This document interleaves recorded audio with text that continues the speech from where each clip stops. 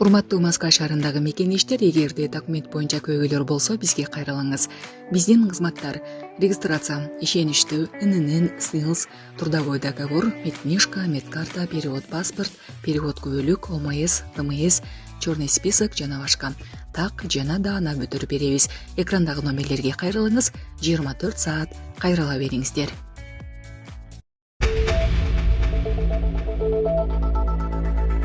Милиция интим кызматын көрсөткөн кыздарды кардар болмуш болуп аныктады.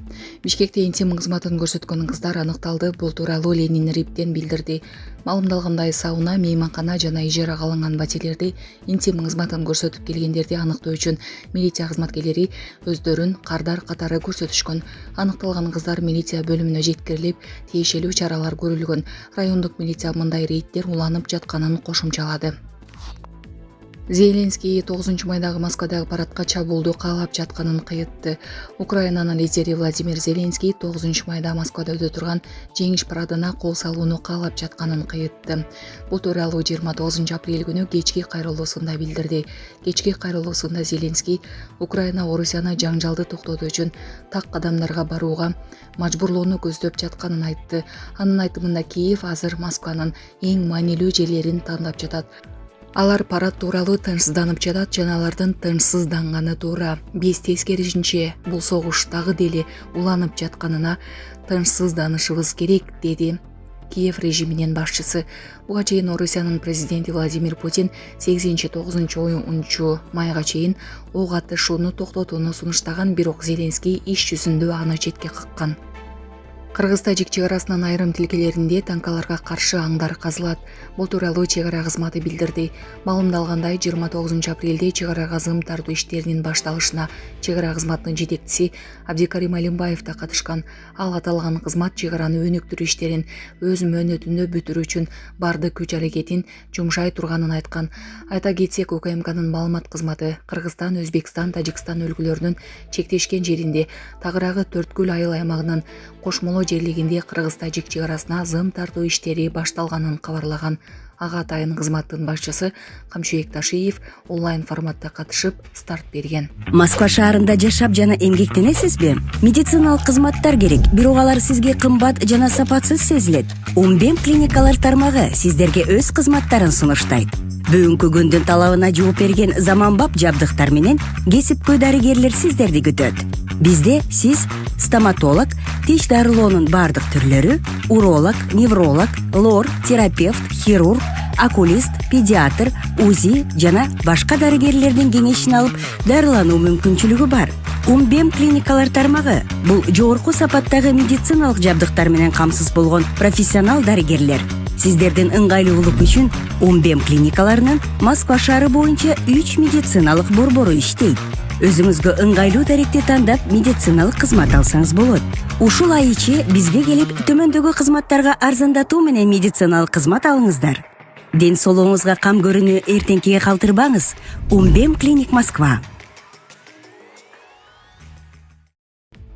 УКМК Султанбай Айжигитов жана анын жубайы боюнча билдирүү жасады. Мурдагы депутат Султанбай Айжигитов жана анын жубайы кызматтык абалынан кыянаттык менен пайдаланган деп айыпталууда. Бул тууралуу УКМК кабарлады. УКМКнын маалыматына ылайык, 3 апрелде жогорку кеңештин аппаратына Султанбай Айжигитовдун жубайы Жолдошованын мыйзамсыз жумушка орношуусу боюнча кызматтык иликтөөнүн материалдары келип түшкөн. Бул факты боюнча кылмыш иши козголуп, тергөөнүн алкагында Султанбай Айжигитов 2021 жылы жогорку кеңештин депутаттыгына шайлангандан кийин кызматтык турак жай жана башка жеңилдиктерди жеке кызыкчылык үчүн пайдаланып, 2022 жылдын башында жубайын жогорку кеңештин аппаратына мыйзамсыз жумушка орноштурууну уюштурган аныкталган. Ал эми колдонуудагы мыйзамдар жубайлардын түздөн түз баш ийишине же көзөмөлдөөдө болушуна байланышкан мамлекеттик кызматта болуусуна тыюу салат.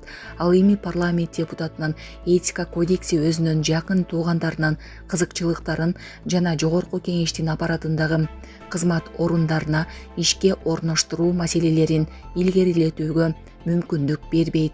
Андан тышкары Айжигитовдун жооптуу кызматы жана өлкөнүн жогорку мыйзам чыгаруу органынын депутаты катары жогорку абалы анын жубайын кызматтык милдеттерин атайлап аткарбай жумушка келбей калышына жол берген. Ошол эле учурда ал өлкөнүн бюджетинен айлык акы жана башка тиешелүү төлөмдөрдү толук алып турган. Алсак Жолдошова 2022 жылдын февраль айынан 2025 жылдын апрелине чейинки аралыкта эмгек акы, сыйлыктар, эмгек өргөсүнө жана башка төлөмдөргө республикалык бюджеттен 3 миллион 200 миң сомдон ашык каражатты мыйзамсыз алган деп билдиришти. УКМК Султанбай Айжигитов 2005-2008 жылдары жана 2010-2011 жылдары Баткен облусунун губернатору болуп турганда мамлекеттик кызматка ушундай мамиле кылганын кошумчалады. Эки жолу тең Айжигитов аялын мыйзамсыз ишке орноштурган Тагырагы Жолдошова Баткен облустун мамлекеттик администрациясына караштуу Төрткүл мейманканасынын директору болуп, күйөөсүнө түздөн түз баш ийип, мыйзамсыз түрдө эмгек акы жана башка төлөмдөрдү алып жүргөн. Жогоруда баяндалган фактыларды талдоо Айжигитов үчүн мамлекеттик кызмат, жеке пайда жана артыкчылык алуу мамлекеттик кызыкчылыктардан жогору тургандыгын ачык көрсөтүп турат. Бул массалык маалымат каражаттарында ал тарабынан түзүлгөн элдин кызыкчылыгын коргоочу жалган образынан кескин айырмаланат деп кошумчалашты атайын кызматтан. Тергөөнүн жыйынтыгында 30 апрелде Султанбай Айжигитов жана анын жубайы кызмат абалынан кыянаттык менен пайдалангандыгы үчүн кылмыш жаза жоопкерчилигине тартылып, аларга тиешелүү айып тагылып, Бишкек шаарынын 1-Май райондук соту тарабынан тергөөнүн жүрүшүндө баш коргоо чарасы тандалат. Беле кетсек 29 апрелде Султанбай Айжигитов соц тармактагы баракчасы аркылуу УКМКнын кызматкери аны суракка чакыргандыгы тууралуу видео жарыялаган. Булак супер кежи. Тажикстандан ташылып келинген баңги заттарды сатуу менен алектенгендер кырмалды. Жалал-Абад облусунда эл аралык баңги тобунун мүчөлөрү кырмалды. Бул тууралуу УКМК билдирди. Маалыматка ылайык алар өлкөнүн түштүгүнө жана Өзбекстанга сатуу үчүн баңги заттарды Тажикстандан ташып келип турушкан. 4 шектүү Ноукен районунун Кыпчактал айылында жана Шамалды Сай шаарында баңги заттарды сатуу учурунда колго түшүшкөн. Ошондой эле кылмыштуу схеманын уюштуруучусу 50 жаштагы киши салмагы 17 килограмм болгон оган гашиши менен кырмалган. Учурда тергөө иштери уланууда. Өкмөт көз каранды болчу. Жанар Акаев кесиптешин парламентти дагы бир укугунан ажыратпоого чакырды. 30 апрелдеги жогорку кеңештин жыйынында Акыйкатчы институтунун ишмердүүлүгүнө байланышкан мыйзам долбоору биринчи окууда каралды. Талкуу учурунда депутат Жанар Акаев мыйзамдагы акыйкатчынын отчету парламент тарабынан жактырылбаса да, ал иштен алынбайт деген нормага нааразы болду. Мурун өкмөт толугу менен жогорку кеңешке көз каранды болчу. Эгерде өкмөт башчынын отчету менен бюджет кабыл алынбаса, анда курам толугу менен отставкага кетчү. Азыркы баш мыйзамда өкмөт баяндамасы кабыл алынбаса дагы отставкага кетпейт. Эгерде бул мыйзам кабыл алынса, биз акыйкатчынын отчетун жактырбасак дагы ал кызматтан кетпей калат да. Муну өзгөртүш керек, деди ал. Мыйзам долбоорунун демилгечилеринин бири депутат Марлен Маматалиев мыйзамдагы аталган норманы экинчи окууда өзгөртүп алып келерин убадалады. Жыйынтыгында долбоор жактырылды. Күнөөсүз адамга жасалма иш уюштуруп, аны камаган милиция кызматкерлери кармалды.